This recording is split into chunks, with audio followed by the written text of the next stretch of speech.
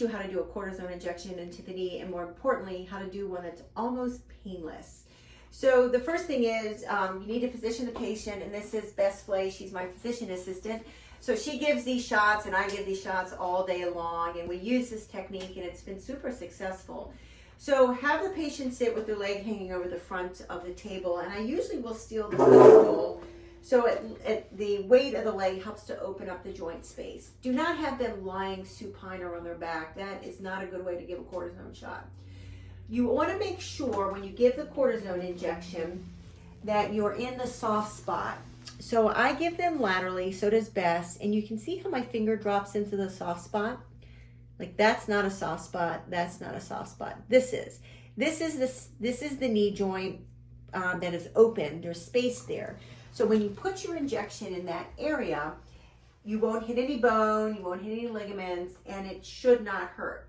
Now, the second thing that's important about giving an injection that's relatively painless is the size of the needle. So I'm going to show you 3 different needle sizes. You have an 18 gauge, a 23 gauge, and a 25 gauge. This is the needle that we use to give injections.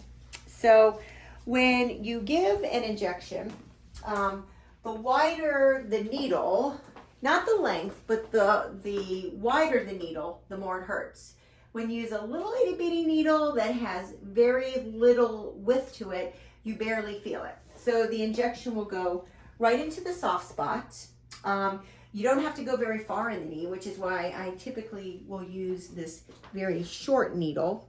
You do not need to use a long needle, just a short needle to get into the knee joint. Typically the patients will feel just a little bit of a pinch. The needle goes in, we inject the cortisone, and that helps to reduce the symptoms. Or if it's a PRP injection or hyaluronic acid, no matter what you're injecting, we always try to use the smallest size needle, go into the soft spot, have them have their legs hanging over the front of the table, and that should give you a knee injection that just really doesn't hurt and gets into that knee joint every single time.